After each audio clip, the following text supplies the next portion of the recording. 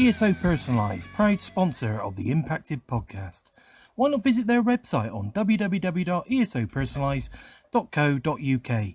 Your brand is our business. You from the void, but stopped off at this weird treehouse on the way. But ladies and gentlemen, it's the JOE-KER. Hello, mate. It's nice to see you. Nice to see you too. It looks like you're well. Are you well? Oh, I'm good. Yeah, thank you very much. Good. That's what I like to hear. Obviously we've got all the old virus stuff going on over here in the UK. So, we just feel it's really important that no matter what happens, we keep this podcast going. We think it's good. It's good for you, the people, to have something to listen to, and it's good for us to give us something to do. We're gonna, if we end up in lockdown, we end up at home. You may see some more content. You never know, because we're going to probably need something to do. So so it's great. It's great that we are both currently well. So I'm glad to see you're well, my friend. And then obviously we can keep these things going. Now, Impacted obviously is a TNI show where we exclusively discuss the incredible talents and characters of Impact Wrestling. We look into their past, we look into their present, and of course, we try to predict the future. This week, my friend, we are dealing with something very special because today, this particular podcast is our number 10, isn't it, mate? It's our 10th episode. Oh, yes. We're both very excited that we've actually reached double figures. So today, we thought as a little treat or something special, do something a little bit different. We thought that we'd have a discussion about a faction or a group as opposed to an individual. So today, Joe, who are we talking about? We are talking about the Rascalz. We love the Rascalz. Yeah, the Rascalz. Fantastic. And do you know what? What I find is whenever you say the word Rascalz, you can't help but smile. Smile, don't you? Every time. Rascalz, big smile on your face. We love them. I mean, they are, they are an absolutely, fantastic addition to the Impact roster. All three. Now, of course, the Rascalz themselves, they're made up of three incredibly talented, high-flying guys in Des, Trey, and Zach. So that's what obviously they get called now, but that's Dezmond Xavier, Trey Miguel, and Zachary Wentz. Now, all three guys are absolutely incredible in the ring, aren't they, Joe? They're unmatched in some ways. You've said they're fantastic, amazing wrestlers. They gel together perfectly. I was really, really excited to see Dezmond Xavier come back, but I didn't expect the Rascalz to be as good as they were. I knew I heard that they were good, but wow. Yeah, I mean, I think it's their speed, it's their tempo, which is unprecedented. I've not seen a tag team or just and the beauty of these guys is that they can all three of them, they can make a combination of a tag team, or they can go in a three-way or whatever. But sometimes you'll see Trey and Des, or Des and Zach, or do you know what I mean? They do swap it up a little bit, but when they do swap it up, like, it isn't any different. That's one of the things I really like. Everyone works well together. Oh, they gel. Their gel is so impressive. The way that they gel together, they clearly know each other extremely well, and I think that is, that's a good thing as well. I think what is a little bit different about the faction as well is that they're clearly made up of three great friends having fun. Yeah, because they as a group of lads. They really, they're just enjoying what they do. You know what I mean? They're professional wrestlers and they're great mates, and they have a good time doing it. Do you know what I mean? Definitely. I can think of another two like that too. There's Ethan Page and Josh Alexander. You look at how they work together. But in a different way, isn't it?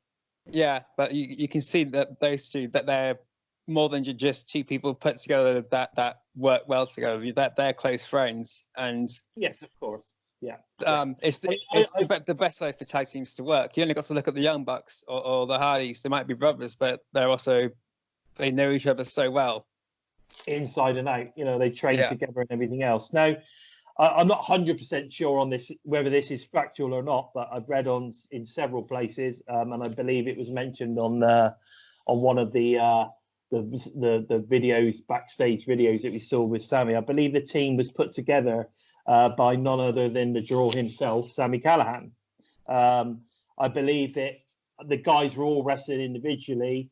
They are all in and out of Ohio, different grits in and around the area. And I think Sammy must have saw something special in them when they turned up, or when he booked them at Wrestling Revolver, and sort of kind of put them together as a team. Now, whether that happened as a threesome at Wrestling Revolver, I'm not sure. I think initially it was Dez and Zach, and then sort of kind of like Trey was added to that as well to create this threesome, as opposed to the two of them initially. So I think initially the Rascalz themselves was Dez and Wentz. I think I might be wrong, but I'm pretty sure that was. And of course, Dez ended up being signed to Impact because Dez was signed first. Now because he debuted with Impact back in 2017. So Dez was signed first, and then I think, like I said, I mean the guys as the Rascalz themselves as a tag team, Dez and Zach, I'm talking about at this moment in time. I mean, they've won a couple of tag team championships in Pro Wrestling Guerrilla and obviously Pro Wrestling Revolver. They're both times, like I say, that combination of the Rascalz was Dez and Zach. You know, Trey wasn't included in that. So I have a funny feeling that Trey possibly wasn't added into this faction until they debuted on Impact. I think he was sort of kind of added into that at that time. Or maybe because Dez had gone off to Impact, maybe Trey was introduced as Zach's tag partner before Zachary Wentz also ended up being signed, you know, with Trey to Impact, if that makes sense. And then they decided to sort of kind of like put them together as a trio.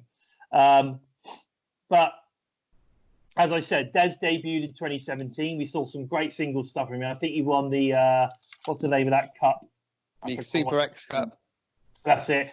I think he won the Super X Cup at that time, and that meant that he ended up with a shot at the X Division Championship. He didn't actually win it, did he? If I remember, I don't think he ever actually had the match. I don't think he did. Which was really frustrating. Yes, I don't think he did. I think what happened was, I think that, like, obviously was it possibly in the GFW era when there was a lot of things that didn't quite make sense? Yeah. It was all just chaotic and disorganized. So when Dezmond Xavier had won that, I was hoping to see him and Trevor Lee really batter the crap out of each other. But it just didn't happen. Cool. Because Dezmond Xavier's high flying ability is almost unmatched. He's like up there with Ray Phoenix. Yeah, he's up there with Ray Phoenix on how versatile he can be on the ropes, off the ropes. Yeah, he's just amazing. I couldn't agree more. He's an incredible high flyer. And like you said, at the time, you know, like the way that they were, you know, the X Division today, I think is slightly different to that now. But back then, they were still trying to push this whole high flying, extreme kind of high flying, fast paced X Division. And I guess at that time, he'd probably been a really good champion.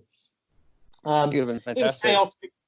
He was chaotic at that time, and I think he just got forgotten. There was so much other things going on that I think he just got forgotten. I think they just sort of kind of like, you know, what to deal with all the other stuff. They had that idiot from Mexico. I don't even want to mention his name. Absolute bellend, and treated the beautiful Paige not too well. But anyway, but you know, at the end of the day, when they came together, we saw an incredible first match from them. And I've got a funny feeling it was against Chris Bay. Actually, he was one of the who's obviously recently debuted on Impact. His debut was fantastic. But it was, I'm sure that the partnership that they came up with, the tag team they were up against, one of them was Chris Bay. I'm sure of that. I'm not sure who the other one was. But they had an incredible match. There was lots of high spots, like both ways. It wasn't like a squash match as such. It was just a highlight of how fast and high flying and incredible they are. And yeah, we saw the debut of the. I forgot what they called it, mate. I forgot what they called that move. I had it in my head earlier. But we saw the debut of the standing moonsault with the push onto the onto the opponent, and of course they win. So they win.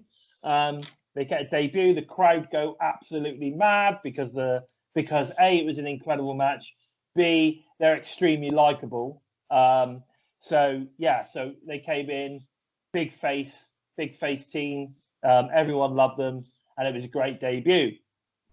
So we then went on to see we started to see the funny treehouse vignettes, didn't we? Now, obviously they were very smoky, and the guys were acting stoned. So there was Cheeky clearly Rascalz. they were definitely the cheeky rascals at that moment. So there was. Remember, every time you say rascals, we've got to do it. We've got to do it. Yeah, got to do it. Right. So obviously, we saw the sort of kind of like the fun, the happy-go-lucky, laid-back, weed smoking rascals. So we straight away from day one we knew exactly what the way that they were going to go with these guys. And I think I remember.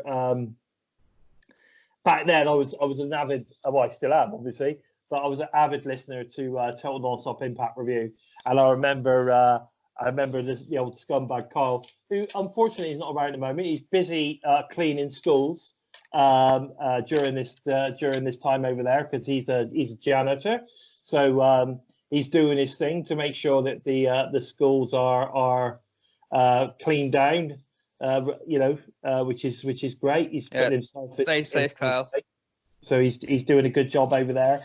But at the time, I remember obviously he loved it. He loved this faction, as did Trent. Loved it as well. So so I thought it was a really cool faction. I think initially it took a little. We needed like 2 or 3, maybe 4. To really start to sort of kind of understand what was going on.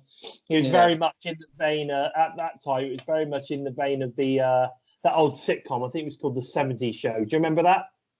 No, I don't. I was born in the 80s. Mate. This was a show that was out in the 90s.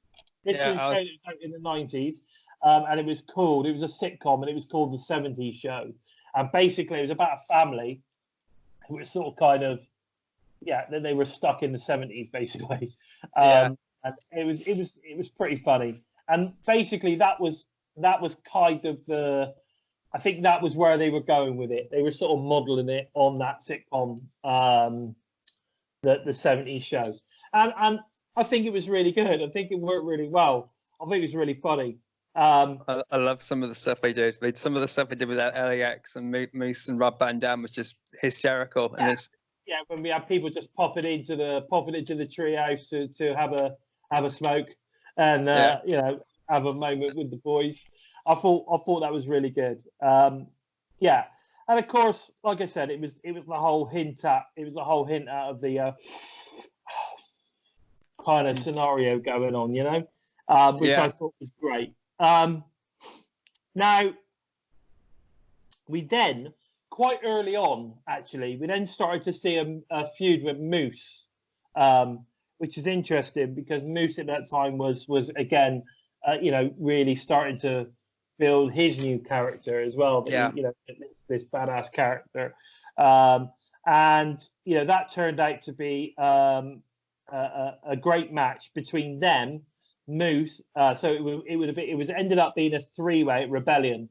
That was their which again was one of my favourite pay-per-views of the year, actually. Still now, I've watched Rebellion over and over again. It's a great pay-per-view. But so it was their debut on obviously at a pay-per-view at Rebellion. It was a three-way match between obviously the Rascalz, Yeah. Versus Moose and the North. Now, you know, they ended up losing that match, but my God, that was again, you know, an incredible match.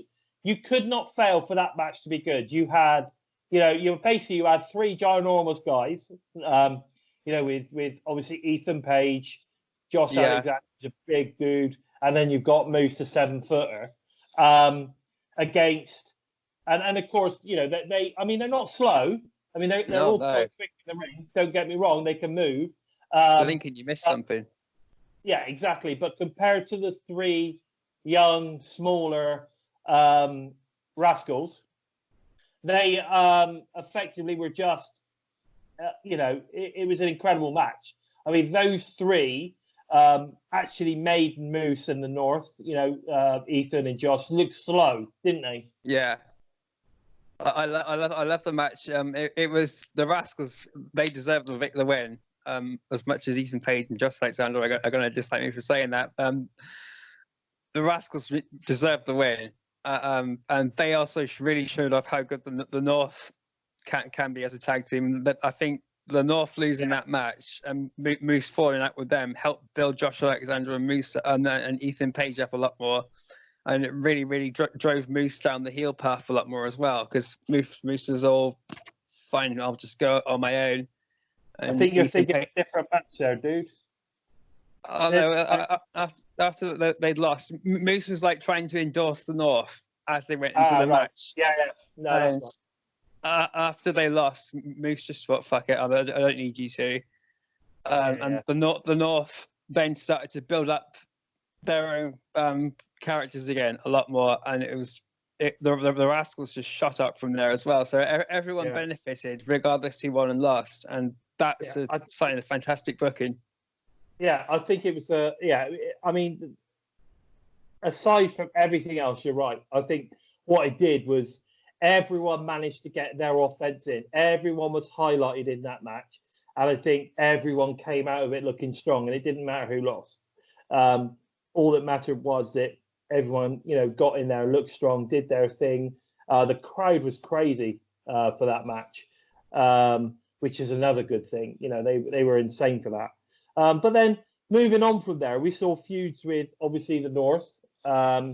We saw feuds with OVE. I think it was Jake and Dave at that time. Yeah. There was also another three-way which included Madman Fulton, if I remember rightly. Which again was pretty cool. I mean, but it's been very intermittent, I think, with the Rascalz in terms of win or lose, because you know they lose quite a lot. It's very similar to the OVE situation. OVE generally lose quite a lot. They lose a lot of matches, right? Yeah. And I know that BQ over at the Impact Lounge is very much sort of kind of like OVE lose again, blah, blah, blah. Yeah, it is frustrating.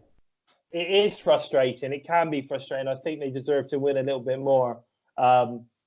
Because if you continually lose, then what have you know, what is there to be fearful of OVE? There's, you know what I mean? Like, yeah, you know, if they're always going to lose, it's like, okay, well, I've got a match at OVE. Couldn't give a monkeys. There's no, you know, we sort of ultimately know the result before the match happens. We always know. Yeah, it's the flip side of when LAX was there. When LAX was there was like an 80% chance they'd win the match, and you knew how it was going to go.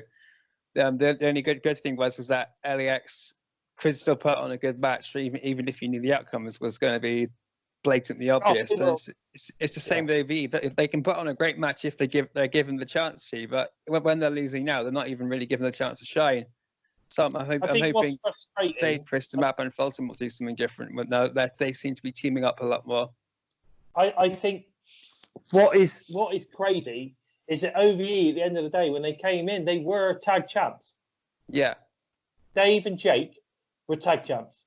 So they're a good team. They're a great team, and they were good champs. They were good.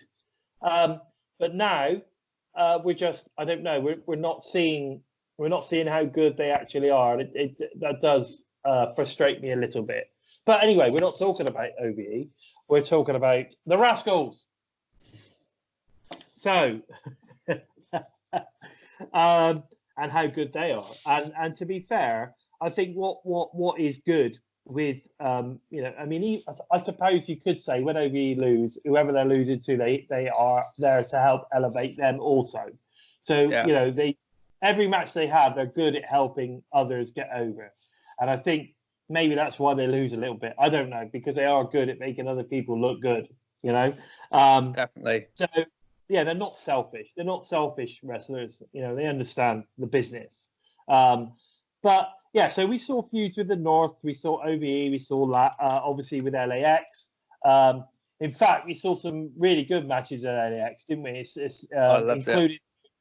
Including the title match at Slammiversary, which again, Slammiversary that year was an incredible pay-per-view as well. Not quite as good as Rebellion, but it was still an extremely good pay-per-view that year.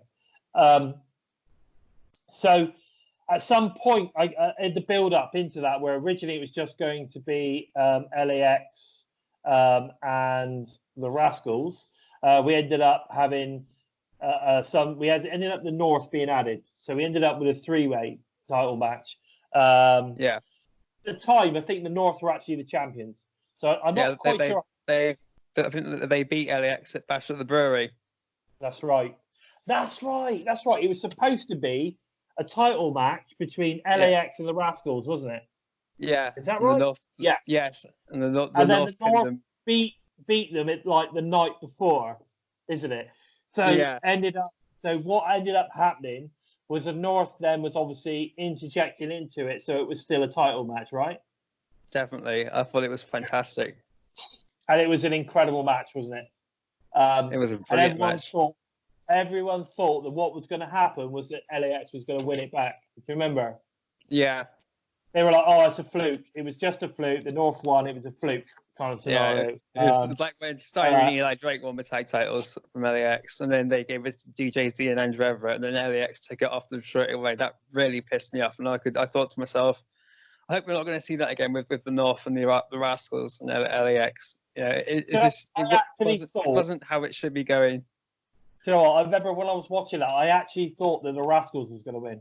So I thought what was going to happen was you'd have LAX going in as champions at Bash at the Brewery, the North take it off them, and then the following night of the pay-per-view, the Rascalz would take it. I thought it was going to be one of those, like proper sort of like chop and change, like basically saying, look how great this division is. Any tag team can win at any given time.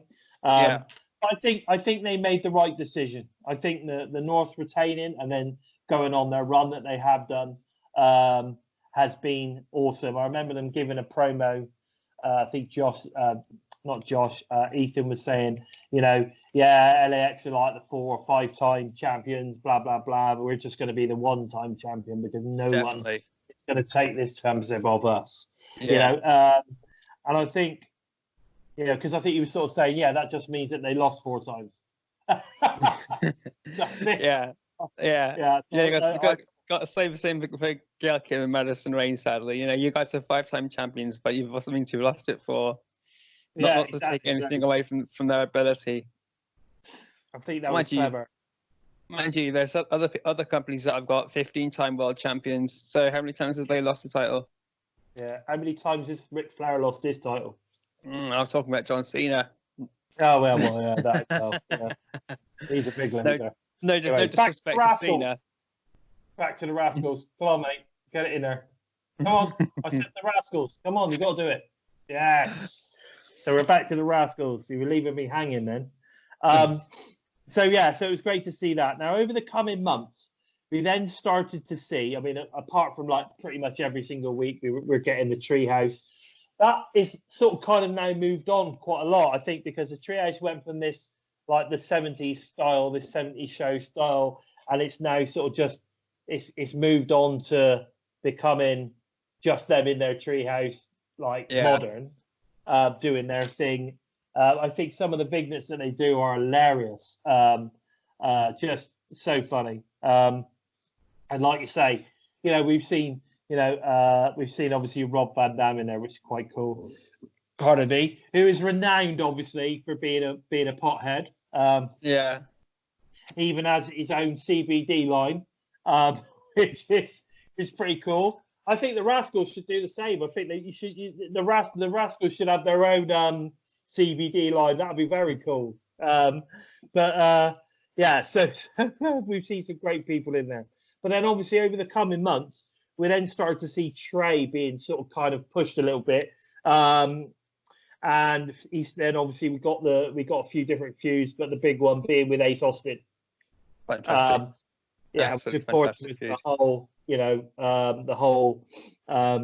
mom storyline. Yeah, and the bangest mama. It's gonna bang you. I'm gonna bang your mama, which was incredible. Now, that basically all started around about sort of kind of November, December time in obviously 2019. Now. That then followed. I saw when I was at the New York Tapers. I saw an incredible match between Trey and Ace Austin. In fact, I saw two because there was two matches that were over that set of tapings. There was a couple in there when some of it don't make sense because obviously when you're there, you're only really watching the matches as such. You don't get all the other stuff that's going on for the show. We saw the bit where Trey's mum came into the audience at that moment, was watching the match, and Ace Austin goes over, and it was all distracting, and it was. So you saw all of that, but people were like, "Oh, what's going on here? What's going on?" And it wasn't until you actually saw the show where you saw how that sort of kind of panned out. But all of that stuff is very clever. How it all pans out is very, very clever. And I think that storyline really brought out some more qualities in Trey Miguel in terms of, up till now, we've seen the happy-go-lucky Rascalz, whereas, good lad, whereas now we're starting to see this super aggressive and pissed off Trey, aren't we? I thought the way they built that up so quickly, and it was a real massive change in character. So the way Trey Miguel pulled that off, not that I didn't expect him to show an aggressor side, but he went flat out, really, really angry, really sold. Yeah. The rate you would expect if someone's going to start saying that they're going to bang your mum, they're going to bang your girlfriend, they're going to bang your wife. If you're an actual respectful person, then I think you're going to be a bit pissed off. Trey Miguel went from 1 to 11. He started to go absolutely mad, didn't he? Of course. So obviously we then had that feud, which then led over in 2019. Now, one of the things I did want to talk about with the Rascalz was that Zachary Wentz, I don't think is getting enough. Is getting enough of a push from the three. So I think Zach, the funny thing is in a lot of the Vignet stuff, in the treehouse stuff, Zachary for me is always one of the best out of the three of them in the way that he, in the way he comes across. He's always the one that's got like those funny moments, those funny little one-liners and all that kind of stuff. He's always the one which sort of like really sells those. Without him, I'm not sure those moments would be quite as funny. He's very witty, and I think he, although he gets his moment to shine in there, he's not getting enough time to shine in the ring. I don't think. No. We very rarely see him actually performing in the ring. We started to see him a little bit more recently, and I'm hoping that we're going to start to see a lot more of Dez and Wentz as a tag team. Yeah, I think that's where we're going. Yeah, I think you need to solidify them as a tag team. Trey needs to obviously become the singles performer. Yeah. Sorry, my throat's getting a bit dry. I need a little bit of drink there. So I think it's yeah, I think that's what obviously we're starting to see already with the way that Trey is starting to get those sort of kind of like single pushes with like Ace Austin, for instance, at the moment. That sort of kind of led into the whole, you know, stuff with Tessa and stuff. Like, he's sort of kind of up there being pushed in with that sort of kind of like main event type scenario, isn't he? Yeah, they're doing the same with OVE at the moment, I think, as well. They're pushing Jake Chris back into the X division more, and having Madman Fulton and Dave Chris teams together, which I think is a smart move, given that they've got a lot of big guys and a little guy in the tag team division. Now you got TJP and Falabar, you got the North, they're two big guys, but Dave Chris and Madman Fulton could match up to them easily. So you got if you have Zachary Wentz and Dezmond Xavier together, they're the two little guys. But we've seen them against TJP, and we've seen them take on the North, and we've seen them take on OVE. So we know they can hold their own. There's nothing to say that they're not going to be the underdogs in the match. So I think now the smart move would be put Dez and Wentz as a solid tag team and keep Trey Miguel there, like you said, go in the singles line. Occasionally, exactly. I'd love to see him all mix it up like they're doing as well. I'd love to see Wentz and Trey back again, because we've said it before, they bounce off each other so perfectly. Yeah. So I think split the Rascalz completely would be a bad thing. Yeah. No, I think there's nothing stopping them continually sort of kind of having like three-way stuff. So you get all three of them competing together rather than necessarily taking Trey or taking Dez and swapping who's working with Wentz kind of thing. Yeah. But I think Zachary Wentz is an incredible talent. I just wish that they would definitely use him a little bit more in the ring. He did perform actually in New York, which was a highlight. Actually, it's one of the highlights for me of the show that he was in there doing his thing, because he really is a great talent. So from a Rascalz point of view, what we generally found was that they're now starting to push Trey as, like you say, as a singles competitor. I think they're going to start pushing Dez and Wentz together, like pushing them as a tag team. And I think, who knows, in the coming months, we might start to see a lot more of a push, from on that sort of like tag team thing, because in the moment, say you've got Fala and TJ, who as of the last show that was on Tuesday, actually lost to the North. So I want to see a rematch between the North and TJP and Fala Bar, because that was fantastic. Yeah. Well, I think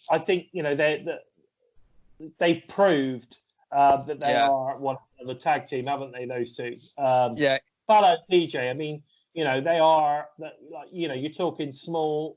You're talking a small guy and a big guy. For me, a small guy and a big guy always works really, really well as a tag team. It always works well. You need the power guy, you need the speed guy.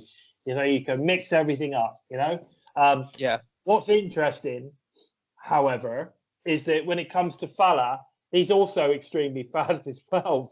His cardio is amazing. He's improved immensely since he's come in. I think it's good that they're finally letting him be a lot more serious, and I'm sure Fala Bar will be a separate topic coming up soon anyway, but just to briefly touch on it, how he's changed from when he came in to now is absolutely incredible. I enjoyed it when he came in with Mario Baccarat. I thought those two had a bit of potential. After during the GFW cock-up, let's just call it that, Fala Bar seemed to slip off he seemed to slip off the rails a bit, and then we had all the crap with Scarlett Bordeaux and KM. But when TJP come back, and Moose also helped bolster Fala Bar up a lot more too, so he's not been forgotten, and I'd like to see Fala Bar and TJP take on Dez and Wentz, or Trey and Wentz. I think what we need to start seeing, I think what we need to start seeing is a lot more of this kind of like lower end fighting to go against the North. I actually think we need to see a lot less of the North kind of defending their title or whatever, and seeing a lot more of this kind of like, what do you say, Fala and what they called Fala and TJ against the Rascalz, for instance, or then you get the Rascalz against Reno Scum, or you get Fala against Swing and Disco, or Desi Hits, or the Deaners. Or the Deaners, exactly. I mean, we've got all these great teams. It doesn't necessarily mean that you have to sort of kind of like throw them up against the North straight away. Let's sort of kind of like see some other stuff going on, and let's see a lot of stuff from the North in the background, kind of like being putting everyone down, putting everyone down, blah blah blah. Oh yeah, who's next? That kind of thing. And then we've got sort of kind of and then we've got some like tag team battles going on to find out who is going to be next. I mean, I'm not saying it necessarily has to be a tournament as such, but if you start pitting the Deaners against somebody and then they win, then maybe the next week it should be the Deaners against somebody else. If they win again, then somebody else the following week. So you're highlighting all of the teams, or you once they lose, you then start maybe go back to another tag team combination, and do you know what I mean? And eventually, you end up with, okay, well, these guys are pretty dominant. Let's put them in a feud with the North. They get a tag team shot. They get a title shot. It builds up a lot of credibility, because people tend to think, they're just getting shots out of nowhere. Then what have they done to really prove it? Which in Impact Wrestling, the guys that are there, they're there for a reason. That they've proved that they're the best. But if you look back at how in the Attitude Era with WWF, where they built the Hardys and the Dudleys up to face up Edge and Christian, they went through every team they could before they got the title shot, and they're doing the same in AEW now because they got a ranking system. So I'm not saying Impact bring in a ranking system, but a small tournament, or just build up a team over a few matches to really. If there is a particular team that you want to put in a feud with the North, then let's see them run over a few tag teams. Yeah. They did it with AX, so do it with someone else. If it's the Rascalz, if it's the Rascalz, which would be amazing. If it was the Rascalz, for me, I think they deserve it as well. I think they deserve a tag team title shot. But if it was to them, well, get them in with the Deaners, beat the Deaners, get them in with Desi Hit Squad, beat the Desi Hit Squad. Move them on, get them in with Fala. Eventually get them in with Fala and TJ. Maybe eventually win that, and and then say, right, Scott D'Amore, my man, we deserve a title shot. Get us in there. And look, we've proved ourselves. We've beaten this team. We've beaten that team. We've beaten the other team. Every team we put up against, we beat them. So now it's time. Let's get us in with the North. Give us that title shot. We deserve it. And I think they did it with Jordan Grace, the Knockouts division. So and Taya Valkyrie and Tessa Blanchard, they were Knockouts champions. So I think they should start taking the tag team division a bit more seriously now. Yeah, exactly. I think it's time. And it could be a slow build. It could take 3 or 4 weeks. Maybe 5-6 weeks. Build it up over the weeks. Get these different tag matches in. Let's see it happening, but give it a purpose. Give it a reason. Now, for me, I would love to see the Rascalz end up as a tag team champs. I really would. I think for me, the Rascalz taking that title from the North would be amazing. I think they would be great champions as well, and they would be They would certainly be fan favorites. Definitely, because they are so over. It's very. The problem is in this industry, I think, is that the faces generally don't become champions. You normally have to be a heel to be champions. I mean, if you look at the North, they're heel champions. You know, if you look at, I mean, Tessa is a bit in between because Tessa, it's difficult with Tessa. I mean, you could say she's a face. I guess she's a face. Okay. But she's only a face if you like her. If you don't like her, then you're not. Do you know what I mean? Like she's annoying. She's got that bad attitude, which will put her across as a heel. But she's a face. It's weird. It's a bit of a weird one there. LAX was the same, but they won it as a heel and they transitioned to a face through fighting the Lucha Bros, through fighting the OGs, and through fighting OVE. But LAX, when they won it and they continue to win it, they always came across as a heel first, and they built themselves up to be fan favorites. So you know, the difficulty is like with Jordan Grace now being the Knockouts champion, she's a face. Yeah, she's not a heel. Which is why I don't see her reign actually lasting that long, because, you know, you need to, I don't know, it's the bad guy. Generally it's the bad guy that always ends up sort of kind of like being a really, you know, a good champion. You know, so generally heels are better champions than faces. So at the moment, you know, the North, in reality, they're very popular, but they are a heel team. Whereas the Rascalz are very popular, but they're a face team. It's how long can a face team be a champion for is the question. They probably can't be a champion for very long, but I do believe that they deserve a shot at it. You know, I mean, they've been on, you know, regardless of whether it's in ring or whatever, but they've been on every single show, like pretty much since they debuted in some form or the other. You know, the Rascalz are on every single week, and deservedly so, because they're very entertaining in everything that they do, whether it be backstage, whether it be a vignette, whether it be in the ring. Everything they do is extremely entertaining. And I am a huge fan, as you could probably tell.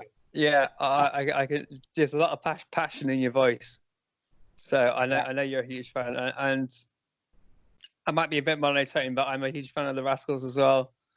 You know, I'll say it again, I was so happy to see Dezmond Xavier back after he disappeared for a while, and to come back as strongly as he has. I think Sami Callihan did the right thing. I know Sami Callihan had some involvement with Trey and with Dezmond Wentz. Yeah, because both of them wrestled at Wrestling Revolver, and Trey is from Ohio as well, so I'm pretty sure when Dezmond Xavier did go back to Impact Wrestling, Sami said, "Why don't you two guys go together?" And then, so Sami Callihan's got a lot of talent too, and it's paying off perfectly. Yeah, I also think that there is some sort of connection between Jessica Havoc and Nevaeh, which is Nevaeh Zach? No, hang on. Let me get this right. Nevaeh is. No, am I wrong? Hang on. I think she's Jake Christ. I think you're thinking about Jake Christ, not anything to do with the Rascalz. Oh, that's right. That's Jake Christ. But you've got Kimberly. Is it Kimberly's with Zach? I have no idea. Yeah. So Kimberly, who is an incredible female wrestler. You see her, she's a lot on Wrestling Revolver. I'd actually really like to see Kimber in Impact. I think she'd be a great addition, as would Nevaeh as well.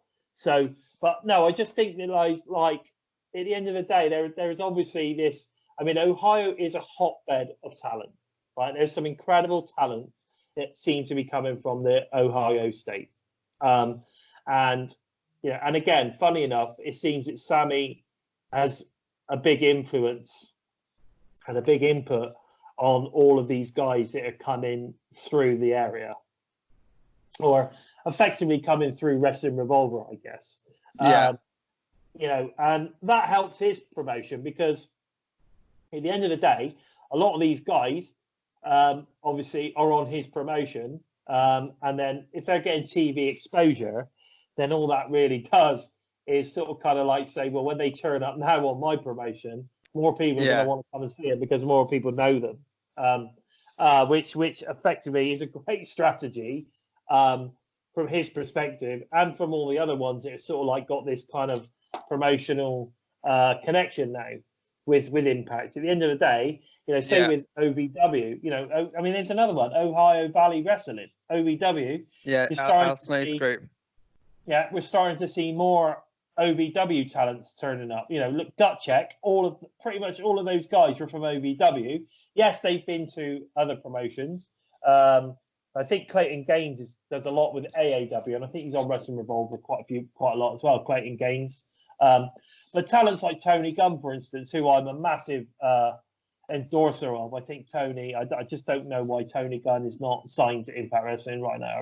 I just don't get that. But, and they've obviously got plans, and I'm sure at some point Tony's going to come in. But he was on, I mean, I could see some sort of kind of like Gut Check faction, coming in with or whatever, I don't know, a bit like the old Nexus idea or whatever, I don't know. Maybe that'd be an interesting angle to go on. Who knows? I mean, there could be something in there, something in that. Because I'm really surprised. I actually thought Tony was going to win Gut Check. I thought, that's how they're going to bring him in. They're gonna, they're gonna bring him in by a Gut Check, but then obviously they brought Shogun in instead. And actually, I wasn't so keen on Shogun actually during the Gut Check thing. It wasn't until I actually saw him performing in the ring that I thought, actually, this guy's really good, because he's got a character. He's a character. When he goes out, face paint, the mask thing, he's a character. He's no nonsense, definitely. Yeah, there's more to him in what you see as an in-ring, in the in-ring training scenario. Yeah. So I can see why they signed him, why he ended up being the winner. But anyway, that's going away from the Rascalz. You're leaving. That's it. Good lad. I thought you were going to leave me hanging again there, Joe. Falling up with treehouse. So, but yeah, no, I think we can see a lot of things going forward with regards to the Rascalz now. I think that they. I nearly missed it there. Did you see that? It just came up a little bit after. I thought, oh shit. But anyway, so I can see a lot going on. I'm hoping it will start to see Dez and Wentz teaming together again now, getting a push as tag team. I'm really hoping to see Trey get even more of a push. And I honestly believe that Trey should be the next X Division champion. Now, I think, but I think it should be one. I think it should be one through some sort of kind of Ultimate X or some sort of stipulation match where it's not a one-on-one scenario. It's a 4 or 5 guys scenario like that, and he ends up becoming the champion that way. Yeah. I think that would be really cool, and I think he would be a great champion as well. He would be a great exhibition. They've got a number one contender match coming up in a couple of weeks, and I think Trey's in that one. So is Jake Christ and Daga, and I think judging by this week's episode when Daga took on Jake Christ, that Daga's going to probably get the push. But I'd like to see Jake Christ, Daga, Trey Miguel, and Ace Austin in an Ultimate X match at Slammiversary or Bound for Glory, and have them fight it out that way. It's a much more fair contest for everybody. Not to say that Daga's going to dominate everybody, but Jake Christ needs to show that he's not a pushover, because they're making him look a pushover. And Trey Miguel, he deserves that spotlight after what he did with Ace Austin, and they can't just now shunt it aside. No, I mean they've obviously got plans for him. Otherwise, they wouldn't have thrown him in with the in that main event scenario with Tessa, and when you had Ace Austin, Taya, Tessa, and Trey.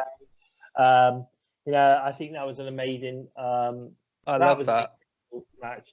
I mean, I know that they made it so that Trey obviously took the pin, so that Tessa was still looking strong. She lost without being pinned or whatever. Yeah. So they had no choice but for Trey to take that pin.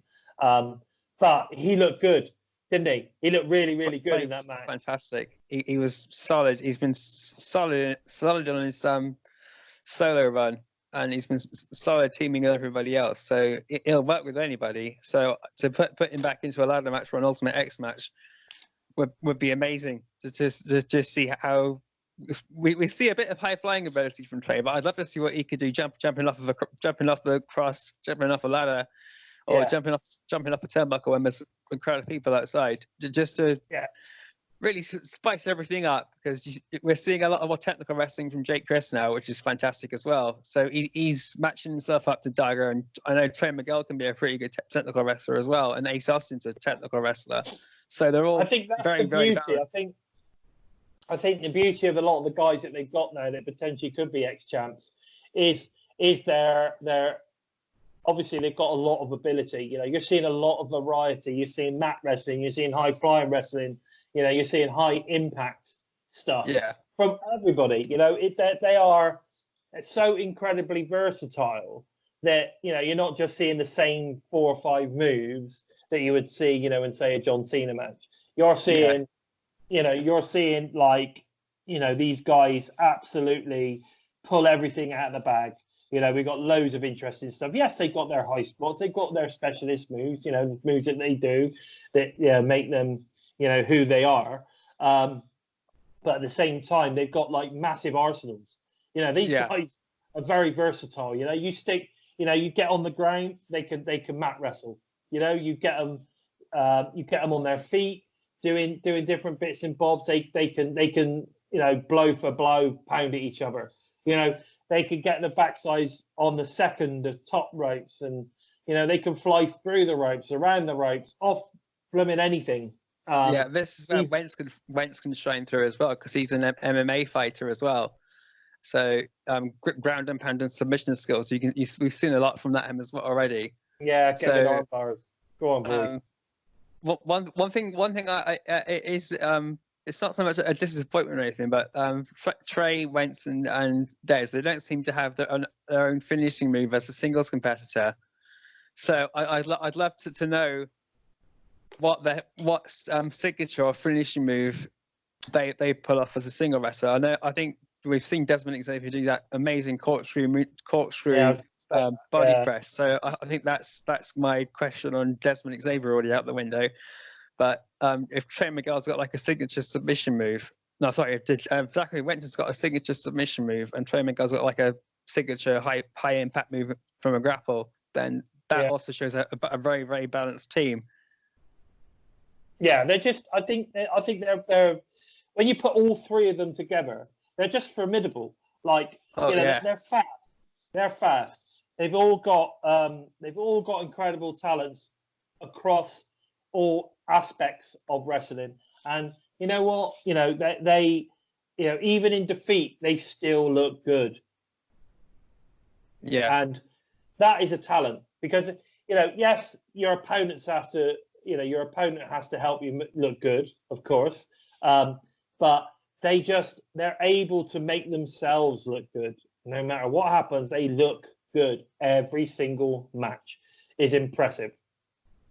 In defeat, love it. It doesn't matter. They look great every single match. It's to steal the moniker from Tessa Blanchard. It's undeniable. It certainly is. It certainly is. Okay, so we're coming up to 55 minutes now, Joe. So I just want to get another one of these in. Come on! Don't leave me hanging, Joe. Sorry. I can't see you on the video monitor, so you have to bear with me. Oh, mate, come on. Yeah. Jeez. Anyway, running blind. Like I said, fell out the treehouse the wrong way. Oh my God, mate, it's terrible. It's terrible. Yeah, you must have been taking in too much of the smoke. Is that what it is? Oh yeah. Oh, something didn't go down right. Definitely. Right. Okay. So so I think we need to wrap it up. I just want to say a huge thank you to ESO Personalized for supporting the podcast, and of course last week they gave us these lovely hats that I am sporting right now. Yeah. Joe, and also Joe's sporting his JOE-KER t-shirt, which they sent over to him, which is really nice, guys. You know, don't forget, they are a fantastic provider of merch. So if you are a business or you're even a wrestler or a wrestling promotion and you're looking for a company to supply you with your merch, then head on over to www.esopersonalized.co.uk and drop them a message. I'm sure they'd love to hear from you. They're great at what they do, and their slogan, "Your brand is their business," they take very, very seriously. So yeah, please get over there and yeah, give them some love. See if they could do something great for you. And don't forget that we are available wherever you listen to podcasts. So iTunes, SoundCloud, Spotify, etc. If you want to see our content, then don't forget. Obviously, we are available on YouTube each and every Wednesday with fresh new content on the Total Nonstop Impact podcast page. So don't forget to head over there, hit subscribe, and smash the smash the that bell, guys. Yeah, to make sure you never miss a listen. We got loads of stuff going on over there. I mean, it's the home of the #1 Impact Wrestling review show, as well as the TNI throwback show.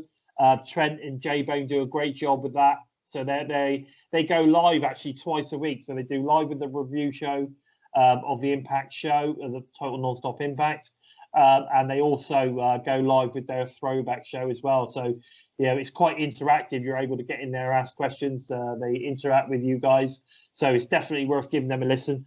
And of course, obviously, there's Impacted. We're available every single Wednesday, from every single Wednesday on YouTube, and then I believe over Thursday and Friday we get introduced onto all podcast providers as well. So at the end of the day, you can't miss us. You either watch us on YouTube or you listen to us on podcast, wherever you listen to your podcast. We're in the access area, guys. Yeah. There's no excuse now.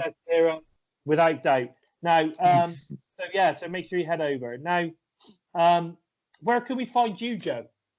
You can follow me at Twitter at JOK empty space. You have a search on Facebook for the hashtag empty space or JOE-KER, KEEFE. You'll probably see me pop up somewhere. If you're in wrestling groups like Impact Fan Nation, PWG Wrestling established 2016, I think it is, or look for Spandex Faction UK, you'll find me in there as well. So and I'll happily send you guys a link or something if you drop a comment on YouTube or you message me on Twitter. If you want to come and find my profile, send me an insult, send me a positive feedback. Positive feedback's welcome, guys, because I will say, to get to episode 10, if you listen to me in episode 1, I was a hireling in the headlights, and I did not think I would have the confidence I have now to even get this far. After we did about episode 5 or 6, something happened, and it was bloody good. So thank you, guys. That's good. And of course, if you want to follow the Bison, I primarily use Twitter. So if you want to follow me on Twitter, it's at, actually I've changed it now. I was at JB Hawk and now at Lord Bison 45. So I've changed it. So at Lord Bison 45. So if you want to find me on Twitter, that's where I am now, at Lord Bison 45. Please give us a follow. I'm always open to talk about wrestling, as is Joe. So give us a follow. We share as much as we possibly can within the wrestling community, get that news out there, and we love to talk wrestling. Also, if you want to find the Impact Total Nonstop Impact on Twitter, at We Talk Impact is what you're looking for, at We Talk Impact. And don't forget, subscribe to him, guys. Don't forget to subscribe to that to never miss a listen. Now, I think that brings us to a close. This week. This week, we've had a great fun talking about the Rascalz. Fantastic team. We look forward to seeing what they're going to do in the future. So, ladies and gents, I've been Bison. I've been the JOE-KER. He's been the Joker, and this has been Impacted.